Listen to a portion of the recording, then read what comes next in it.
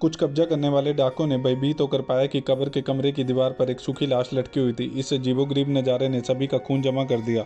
दरअसल कुछ लोगों ने कहानियों में बताई कि सोने की खोज के लिए जमीन के नीचे कई सौ मीटर गहरे छोड़ दिए गए खदान में आ गए हैं और यहाँ सभी कुख्यात 731 टुकड़ी का गुप्त अड्डा था जो युद्ध के दौरान जैविक हथियारों का अध्ययन करता था। उन्होंने बंदियों पर अमानवीय प्रयोग किए थे ताकि वे अमर सेनानी बन सके। कुछ ही समय बाद यह खबर एक अमीर युवक तक पहुंची जिसने खदान की खजाने की पाने के लिए एक सशस्त्र दल को उस द्वीप पर भेजा। दल ने बड़ी मेहनत से खदान ढूंढ निकाली और उस पर पहले एक अलग सशस्त्र समूह ने हमला कर दिया, इसलिए उन्हें खदान में छुपना पड़ा। किंतु जल्दी ग्रेनेड फटकर प्रवेश द्वार नष्ट हो गया और घायल साथी की टांग कट गई। अब बाहर का रास्ता बंद था, इसलिए दल को अंदर से ही जाना पड़ा ताकि वह कोई दूसरा रास्ता नहीं मिला।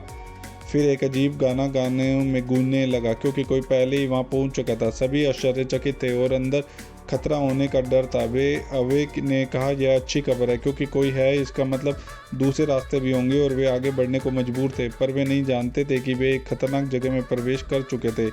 लकड़ी की पुल गुजर कर दल का एक संकीर्ण मार्ग पर आई जहाँ एक दरवाज़ा था जिसके अंदर वैज्ञानिक उपकरण थे। दीवार पर झुकी हुई सुरक्षा वेशभूषा देखकर कप्तान ने गोली चला दी। दूसरे कमरे में उन्हें युद्ध की तस्वीरें मिली जो उस समय की जापानी सेना की क्रूरता को दर्शाती थी, लेकिन सभी ने इसे नज़रअंदाज किया। वे एक संचार कक्ष में आराम कर रहे थे, तभी डरावनी घटना घटी। दरवाजे पर खड़ा मजबूत जवान पीछे छिपे हुए व्यक्ति को देख नहीं पाया। वह मुड़ा और वह छिप गया। अवे ने इस असामान्य बात को समझा क्योंकि वह एक अनुभवी पूर्व ब्रिटिश सैनिक था। उसे पता था यदि कोई साधारण सैन्य अड्डा या खजाने का गोदाम नहीं बल्कि प्रयोगशाला थी। अवे की बात सुनकर इतिहासकार अजय ने अमीर युवक के विरोध के बावजूद सच बोलने का फैसला किया और पता चला लिया कि यह खदान जापान की 731 टुकड़ी के जैविक हथियारों की प्रयोगशाला थी। अजय ने इसी के वहां आई थी।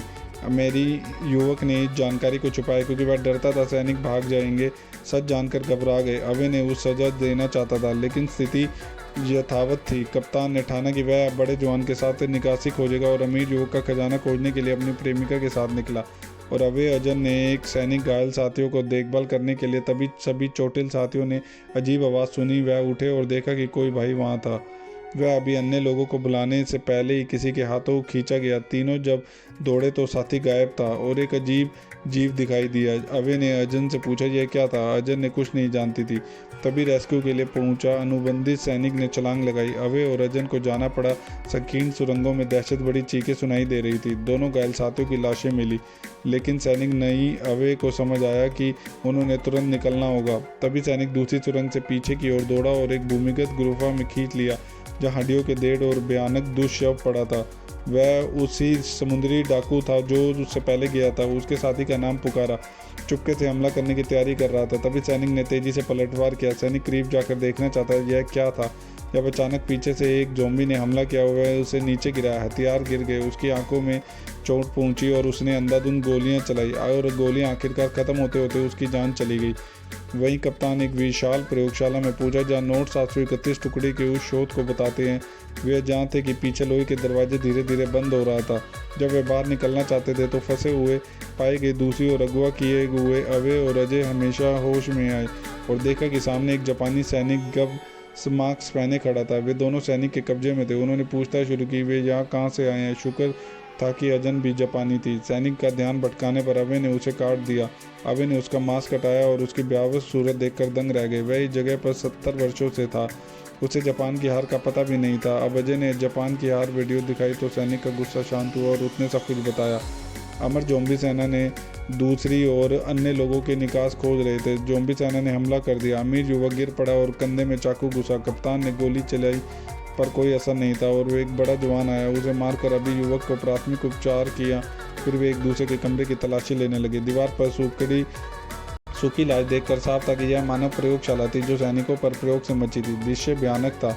अमीर युवक को मेज पर जैविक वायरस की बंद शीशी मिली और उसमें चमकते हुए सोने की पाउडर देखकर उसने समझा कि यह कोई खजाना खोज रहा है। वास्तव में यह वायरस का फॉर्मूला था जिसे वह निराश था, लेकिन उसने अपनी प्रेमिका से इस बात को उससे ज्ञान हुआ। यदि इस इलाज इंसान को अमर कर सकता है तो इसका मूल्य सोने से भी बहुत अधिक होगा। इसलिए जब वे दरवाज़ा खोल रहे थे तब उसने प्रेमिका से वायरस छिपाने को कहा। जल्दी कप्तान और बड़ा जवान भारी लोहे का दरवाज़ा खोल देते हैं। जैसे ही वे लाइट जली उन्होंने देखा कि एक जापानी योद्धाओं की सेना थी जो 731 टुकड़ी द्वारा बनाए गए ज़ॉम्बी सैनिक थे। उन लोग घुसे हुए इस सेना ने तुरंत ही चेतना पुकार ली और धीरे धीरे उनकी ओर बढ़ने लगे। कप्तान ने गोलियां चलाने की कोशिश की, गोलियां बेकार थी। सैनिक ने एक बारी में कप्तान पर हमला किया और जवान जल्दी से उसे खींच कर भागा, लेकिन यह दरवाज़ा बंद करने वक्त सीने में खंजर लगा निकले, जिससे तीनों बच्चों का समय मिला। वे भूमि के नीचे एक सुरंग से निकली और वहीं उसे मृत अनुबंधी सैनिक की लाश मिली। लेकिन अमीर युवक की हालत ठीक नहीं थी, क्योंकि हमले से वे कमज़ोर हो गया था। उसने प्रेमिका ने जल्दी से वायरस उसे लगा दिया। जब सभी ने समझा जब बहुत देर हो चुकी थी। वह मानवता का था, वायरस को अमर बनाना था और प्रेमी को भी वापस जिंदा देती थी। पर कहते हैं कि वे तुरंत भाग निकले और सैनिक को द्रोही मानकर गला घोट दिया। पर वह महिला अमीर युवक के साथ चुपके से भाग गई और दरवाज़ा बंद कर दिया। दरवाज़ा बंद देखकर विकल्प नहीं देखकर दूसरी तरफ चले गए। महिला अमीर युवक को खींचते हुए एक सुरंग में चली गई और वहां उन्हें निकास मिला। जैसे ही उन्होंने अमीर युवक को खींचकर ले जाने की कोशिश की, अचानक ज़ॉम्बी बन गया और उसने महिला को सुरंग में मार दिया।